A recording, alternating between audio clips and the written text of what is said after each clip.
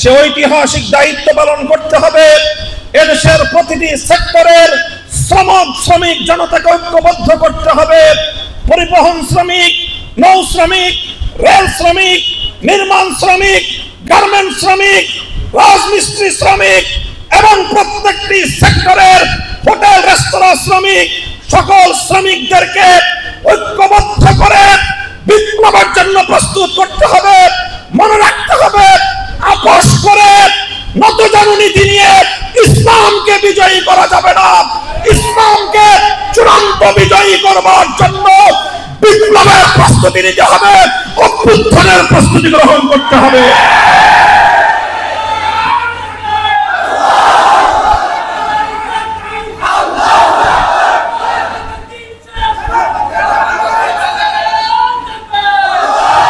সংগ্রামী শ্রমিক জনতা, আমি আপনাদেরকে বলতে চাই, পৃথিবীতে শ্রমিকদেরকে নিয়ে অনেক তন্ত্র গড়ে উঠেছে। শ্রমিক জনতার রক্তের উপর অনেক বিপ্লব প্রতিষ্ঠিত হয়েছে, কিন্তু কোন তন্ত্র মন্ত্র আজ পর্যন্ত শ্রমিকদেরকে অধিকার তো দূরের কথা, ন্যূনতম সম্মান আর মর্যাদাটুকু পর্যন্ত দিতে সক্ষম হয়নি।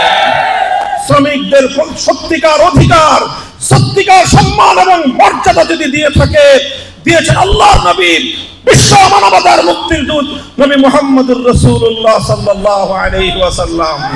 তাই আসো হে নিপীড়িত শ্রমিক জনতা, তন্ত্র মন্ত্র ছুড়ে ফেলে দিয়ে বিশ্ব নবীর আদর্শ বাস্তবায়ন করবার জন্য নিজেদের জানের বাজি লাগাও। এ পথেই তোমার মুক্তি, এ পথেই বিশ্বের মুক্তি, এ পথেই মানবতার মুক্তি আসবে। সংগ্রামী সাথী ও বন্ধুগণ, আমি দ্বিতীয় যে কথা বলতে চাই, আজকে আমরা বাংলাদেশের একটি ঐতিহাসিক সময়কাল অতিক্রম করছি, যেই সময়ে এদেশের মানুষ স্বপ্ন দেখেছিল, এদেশের মানুষ একটি সুন্দর ভবিষ্যতের স্বপ্ন দেখেছিল। অনেক স্বপ্ন নিয়ে, অনেক আশা নিয়ে 2024-এর জুলাই বিপ্লবের পর হাজারো মায়ের কোল খালি করা, আমার তরতাজা সন্তানদের বুকের রক্তের উপর গড়ে ওঠা এই বিপ্লব পরবর্তী অন্তর্বর্তীকালীন সরকারের কাছে আমাদের এক বুক ভরা আশা ছিল। একটি সুন্দর বাংলাদেশের প্ল্যাটফর্ম গড়ে দেওয়ার স্বপ্ন ছিল আমাদের। অন্তর্বর্তীকালীন সরকারের প্রধান 3টি কর্মসূচি ছিল। 1 নম্বর সংস্কার, 2 নম্বর ফ্যাসিবাদের খুনিদের বিচার নিশ্চিতকরণ এবং একটি সুন্দর গ্রহণযোগ্য মানসম্মত নির্বাচনের পরিবেশ তৈরি করা। কিন্তু আমরা কি দেখছি? এই সরকারের সর্বপ্রথম প্রায়োরিটি, সবচেয়ে গুরুত্বপূর্ণ দায়িত্ব, শহীদদের রক্তের কৃতজ্ঞতা স্বরূপ যেই সংস্কারের স্বপ্ন আমরা দেখেছিলাম, যেই সংস্কারের জন্য জাতীয় ঐক্যমত্য কমিশনে বাংলাদেশের রাজনৈতিক দলগুলোর প্রতিনিধিরা, বাংলাদেশ খেলাফত মজলিস সহ সকল রাজনৈতিক দলের নেতৃবৃন্দ দিনের পর দিন, মাসের পর মাস সময় ব্যয় করেছে। কিন্তু এই সব ত্যাগ আর কোরবানি অংশগ্রহণের পর সত্যিকার কথা বলতে গেলে বলতে হয় যে আজকের ইন্টারিম সরকার, অন্তর্বর্তীকালীন সরকার কাঙ্ক্ষিত মানের তো দূরের কথা, ন্যূনতম সংস্কারের দাবি, জাতির প্রত্যাশা পূরণ করতে সম্পূর্ণরূপে ব্যর্থ হয়েছে। কুম্বা কুজা কুজা নিহাম তানহামা দাগ দাগ সুদ, সারা শরীরেই ক্ষত, আমি মলম আর পট্টি কোথায় বাঁধবো? শুধু একটি কথা বলতে চাই, অন্তর্বর্তীকালীন সরকার অনেক কিছু করে শেষ পর্যন্ত দ্বিকক্ষ বিশিষ্ট সংসদ ঘোষণা দিয়েছে আর উচ্চ কক্ষ একটা সংসদের ঘোষণা দিয়েছে।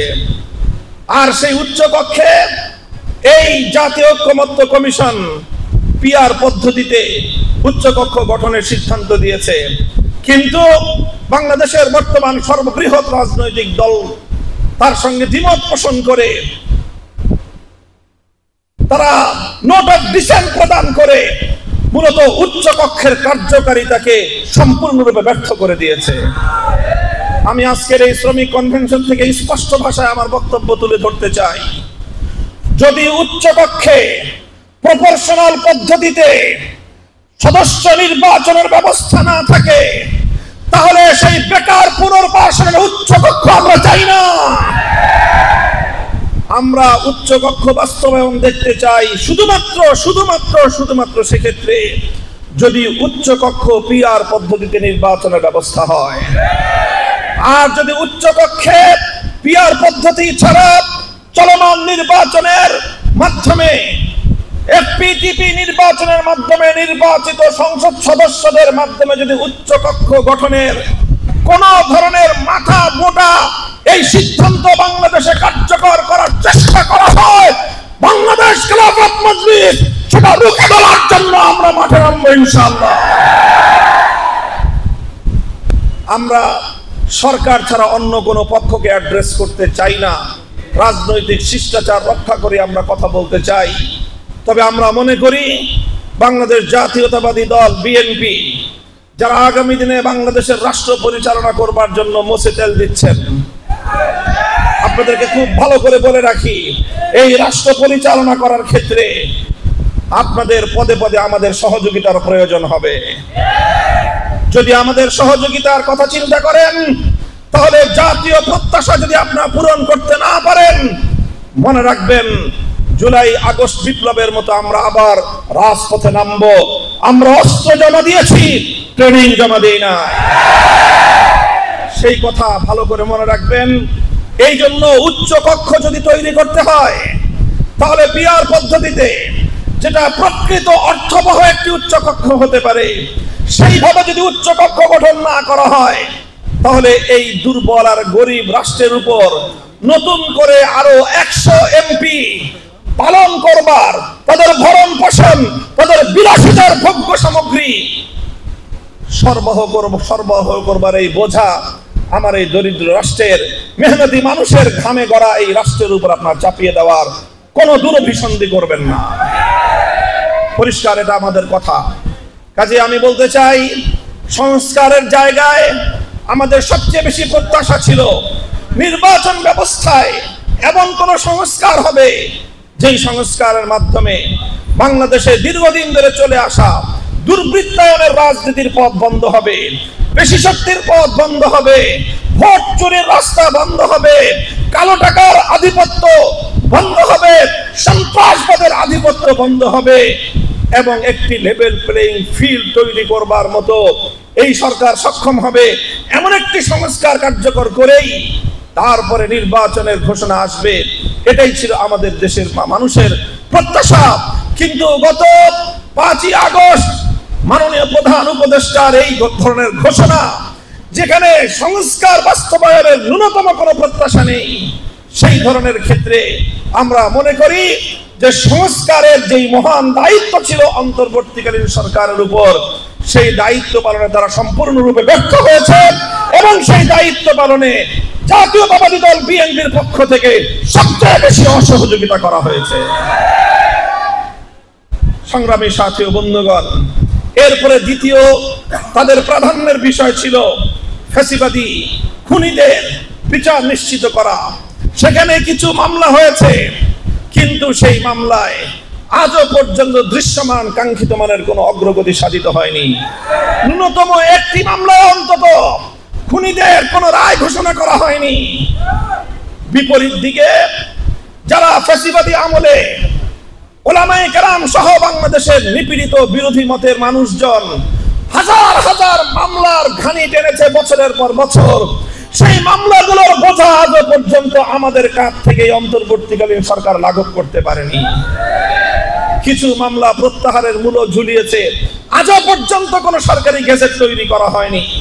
গুরুত্বপূর্ণ মামলাগুলো, হত্যা মামলা, মিথ্যা হত্যা মামলা, আমার ভাইকে খুন করে আমার বিরুদ্ধে হত্যা মামলা দায়ের করা হয়েছে।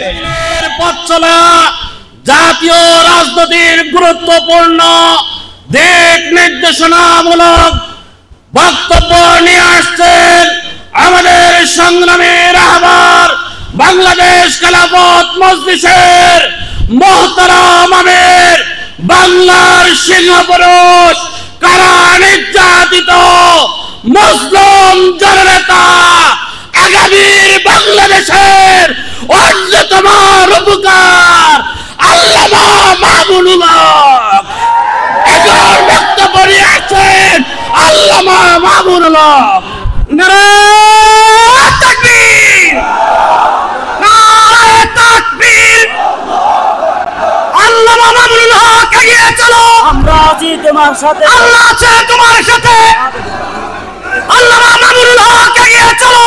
আল্লাহ আছে তোমার সাথে, আল্লাহ আছে তোমার সাথে। আল্লাহ মামুনুল হক মামুনুল হকের ভয় নাই, জানি না, রাজপথ ছাড়ি নাই, মামুনুল হকের ভয় নাই। তন্ত্রমন্ত্রের দিন শেষ, খেলাফতের বাংলাদেশ, খেলাফতের বাংলাদেশ। তন্ত্রমন্ত্রের দিন শেষ।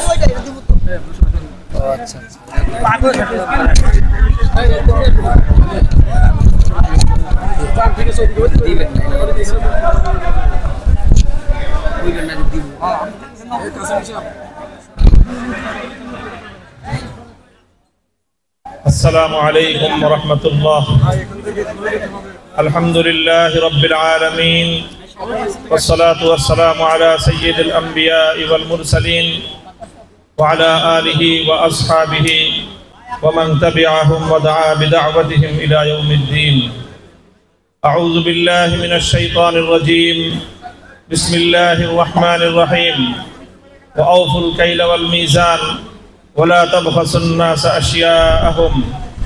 وقال رسول الله صلى الله عليه وسلم: أعطوا الأجير أجره قبل أن يجف عرقه. صدق الله العظيم وصدق رسوله النبي الكريم.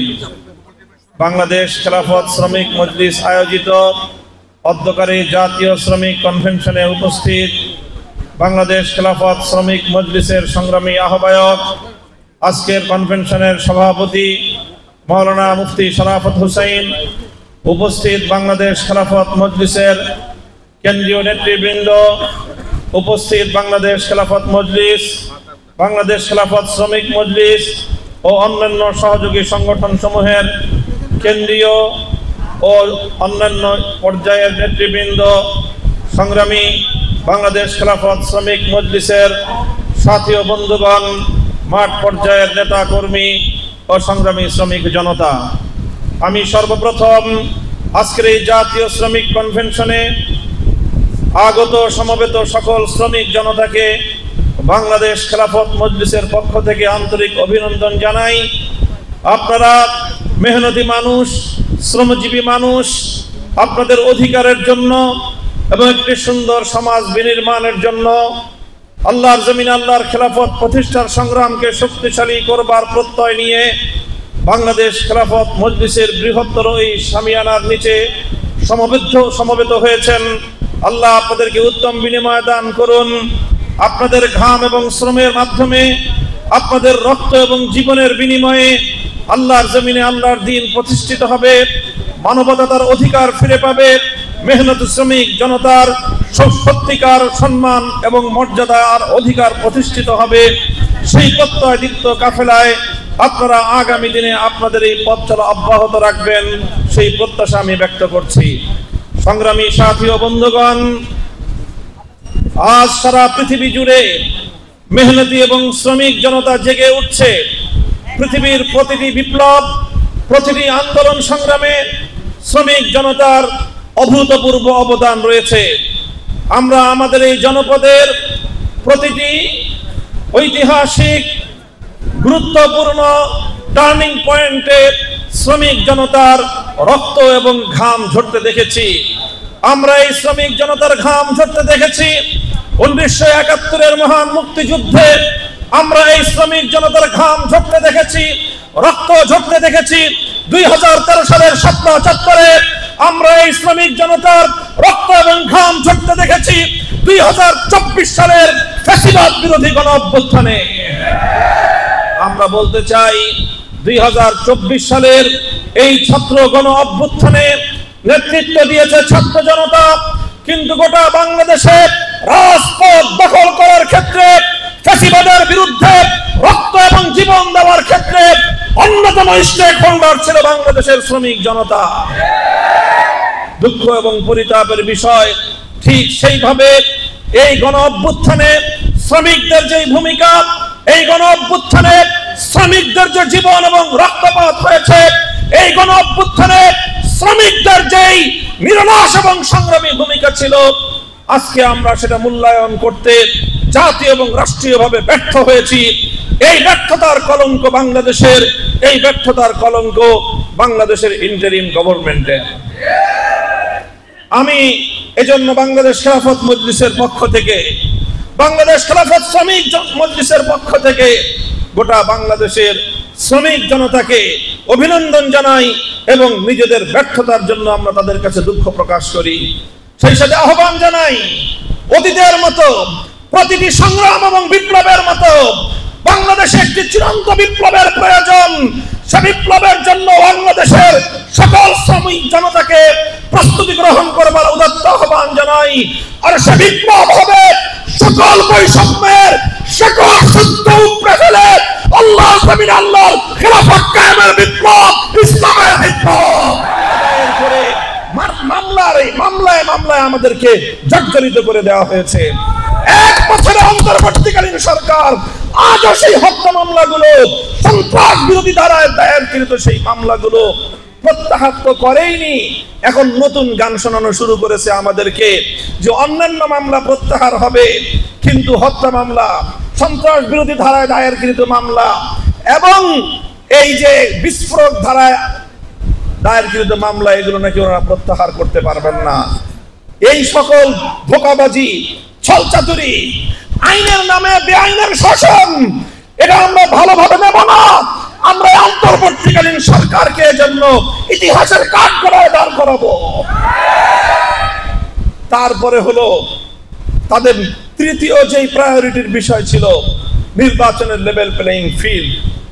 এদেশের মানুষ মনে করে, প্রতিটি রাজনৈতিক পক্ষ মনে করছে, আজ বাংলাদেশে যে আইন শৃঙ্খলা বাহিনীর, আইন শৃঙ্খলার যে পরিস্থিতি, পুলিশের যে নিষ্ক্রিয় ভূমিকা এবং সারা দেশে চাঁদাবাজদের যে দৌরাত্ম্য, সারা দেশ জুড়ে যেভাবে অবৈধ কালো টাকার মালিকদের যে আধিপত্য, সেই জায়গায় নিরীহ সাধারণ সৎ দরিদ্র মানুষের পক্ষে আগামী নির্বাচনে প্রতিনিধিত্ব করা তো দূরের কথা, নির্বাচনে প্রতিদ্বন্দ্বিতা করা তো দূরের কথা, তারা নির্বাচনে নির্বিঘ্নে ভোট পর্যন্ত দিতে পারবে বলে আমরা আস্থা রাখতে পারছি না।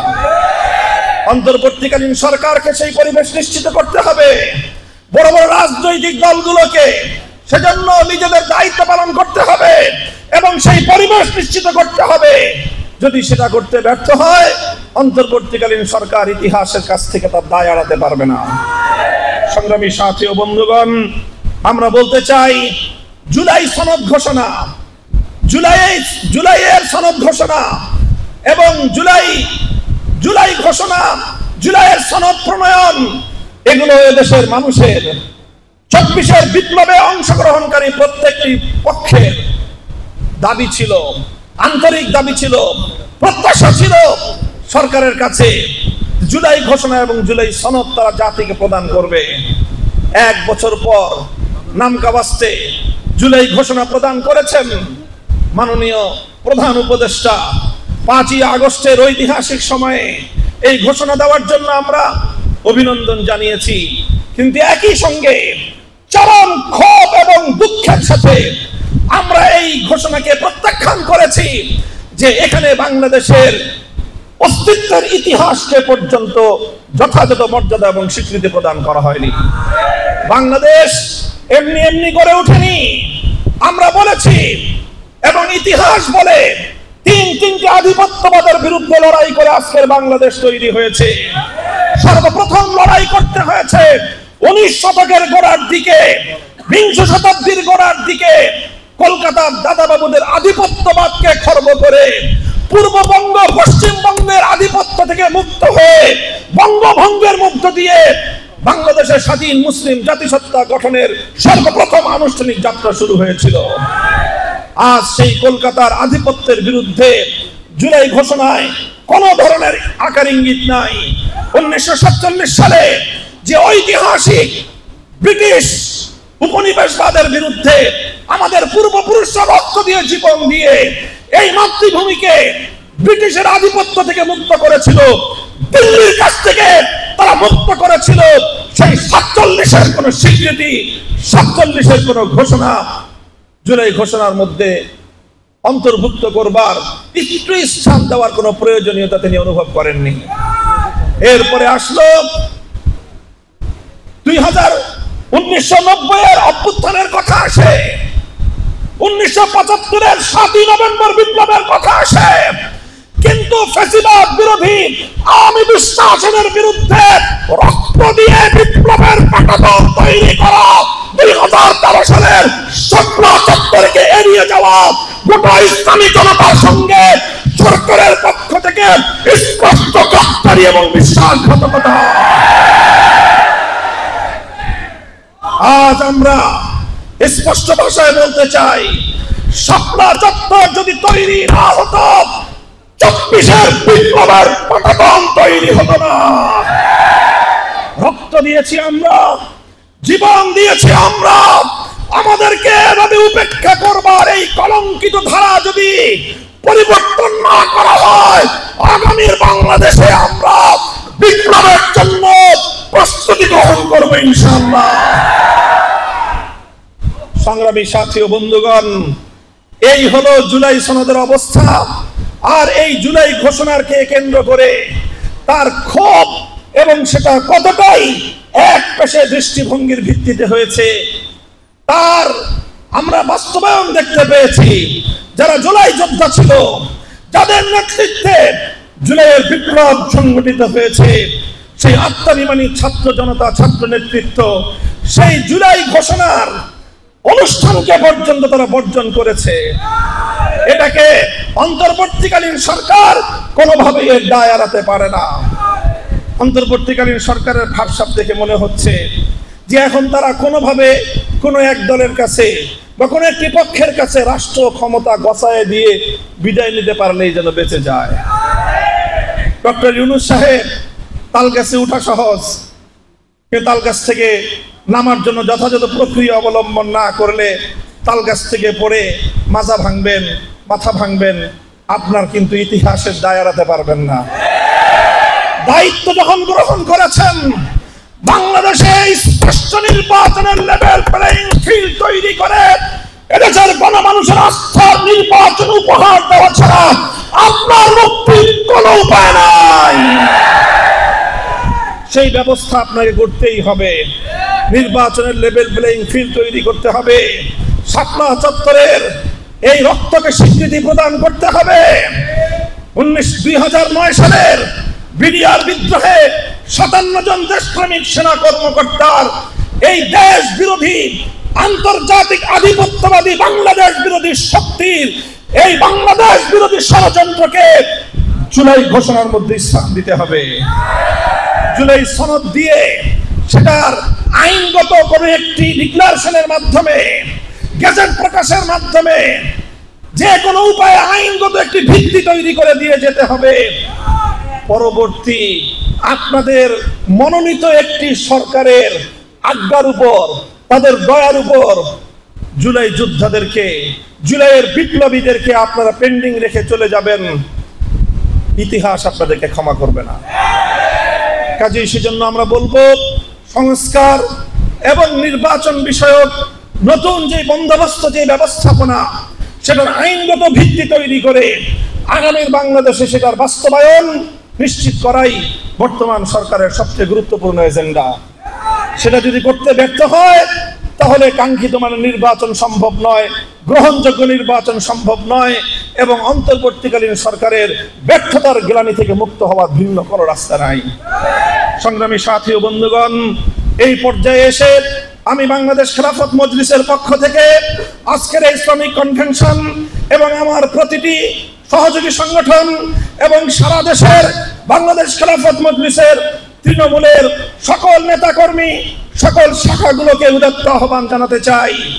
বাংলাদেশ খেলাফত মজলিস চলমান এই নির্বাচনী ডামাডোলের মধ্যে, চলমান নির্বাচন কেন্দ্রিক বিভিন্ন বিতর্ক এবং বিভিন্ন বিরোধের মধ্য দিয়ে বাংলাদেশ খেলাফত মজলিস মনে করছে আগামী জাতীয় নির্বাচনে বাংলাদেশ খেলাফত মজলিস 300 আসনে দলীয় প্রতীক রিকশা নিয়ে জাতীয় সংসদ নির্বাচনে প্রতিদ্বন্দ্বিতা করবে ইনশাআল্লাহ।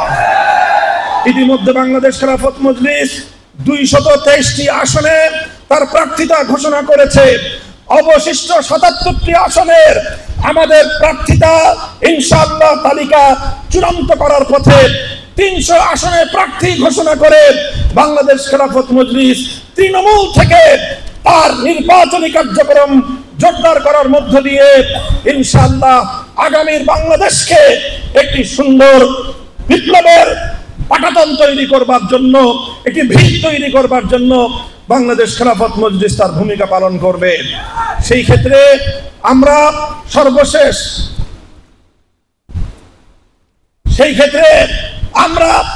জুলাই এবং আগস্ট বিপ্লব এবং বিশেষ করে বিগত ফ্যাসিবাদী 15-16 বছরের জাতাকলে নিষ্পেষিত সকল মজলুম সংগঠন, সকল মজলুম নেতৃবৃন্দ, সকল মজলুম রাজনৈতিক নেতাকর্মী এবং দেশবাসীকে একটি আহ্বান জানাতে চাই।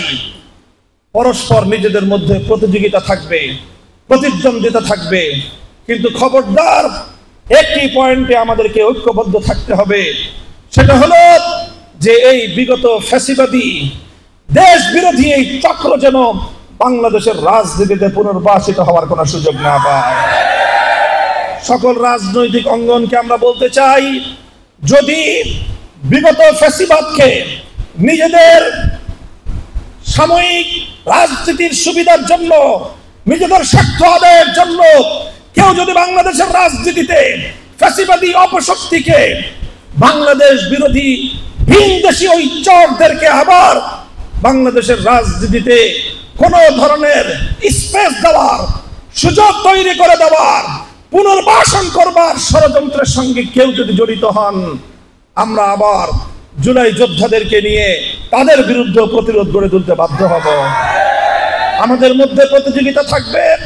বাংলাদেশ পন্থীরা বাংলাদেশের ভাগ্য নির্ধারণ করবে, বাংলাদেশ পন্থীরা বাংলাদেশ নিয়ে রাজনীতি করবে, বাংলাদেশ পন্থীরা বাংলাদেশের রাজনীতিতে প্রতিদ্বন্দ্বিতা করে তারা সরকার এবং বিরোধী দল গঠন করবে।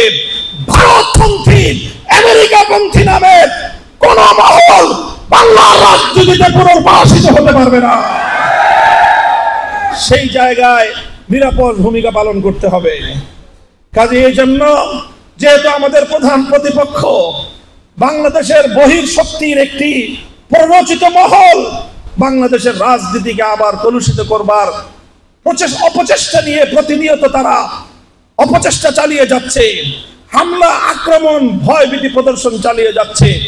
সেই অপশক্তির বিরুদ্ধে গড়ে ওঠা জুলাইয়ের রাজপথের ঐতিহাসিক ঐক্যের বিরুদ্ধে কেউ যেন অবস্থান গ্রহণ না করে।